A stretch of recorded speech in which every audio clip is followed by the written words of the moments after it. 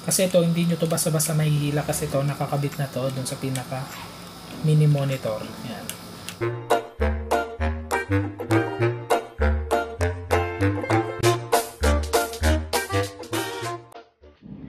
Hello, good day mga chong. So ngayon gagawa ulit tayo ng isa pang video.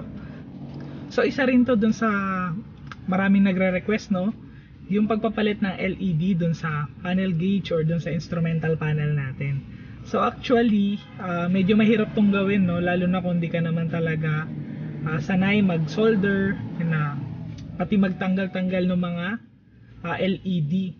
So yung LED kasi na ginagamit dito, hindi ito yung normal na pagka naghihinang tayo sa mga circuit, no? Na nakatagos dun sa likod. So yung LED kasi nakamount kasi siya sa ibabaw, no? So medyo mahirap siyang i-solder. Hindi ko alam kung advisable gumamit ng heat gun dito, pero tingin ko yung normal soldering iron pwede na.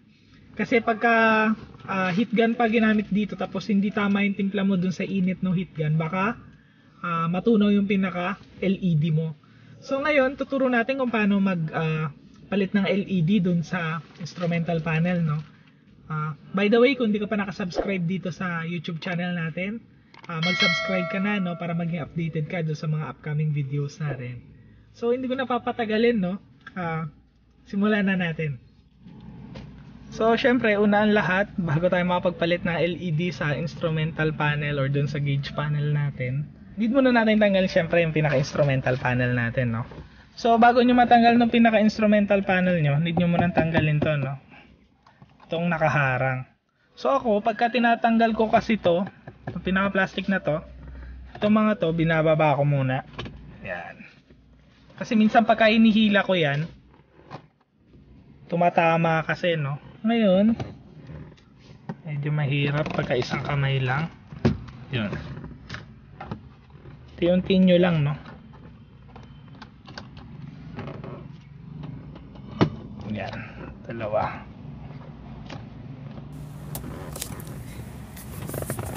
So maghahanap lang kayo na medyo maganda-gandang grip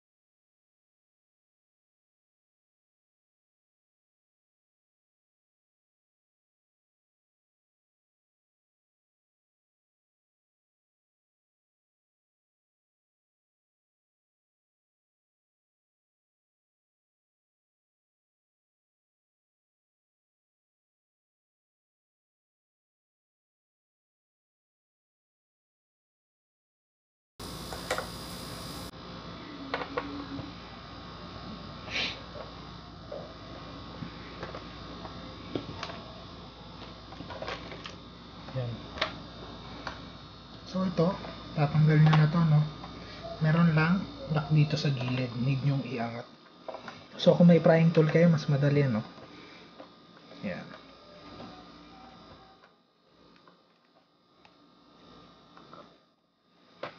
Yan. So, tanggal nyo na to. Yan.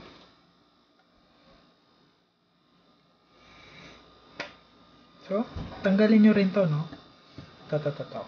Dali lang yan. Meron lang 3 lock dito sa ibabaw. Pupush nyo siya pababa. At itong isa dito, no? Yan.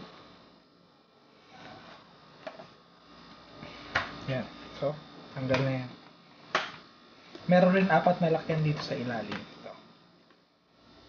So, ito, ingatan nyo, no? Kasi plastic to. Pagka nagasgas, papangit na yung pinaka instrument panel nyo. So, tanggalin naman natin itong itim. Yan. So, itong itim, push nyo lang ulit pababa itong dalawa, no? Yan. So, tanggal na yan. Kasama yung pinaka chrome part, no? Itong parang Mickey Mouse. Yan. Ayos sa term, Mickey Mouse. Yan. Tapos, itong mga pointer, no? Hilahin nyo lang yan, paangat. Medyo maskip lang yan sa simula. Tapos itong kulay itim, no? Yung may print dito sa may instrument panel, maangat lang yan. May mga lock lang yan. 3 ito, no? Isa, 2, 3. So parang iniipit niya tong pinaka-block na to. So yan, tanggal na. So ito, itong kulay puti, hindi nyo basta-basta matatanggal yan, no? Kahit natanggalin nyo pa tong 2 tornilyo sa ilalim. Need nyo i-cutter to. Ito. Yan. Ito isa. Cut nyo. Cutter nyo. Ito pangalawa, ika-cutter nyo rin. Tapos ito pangatlo, ika-cutter nyo. Ito. Yan. Tapos ito pang-4. Merong maliit dito, ka-cutter nyo. Tapos ito, sambo.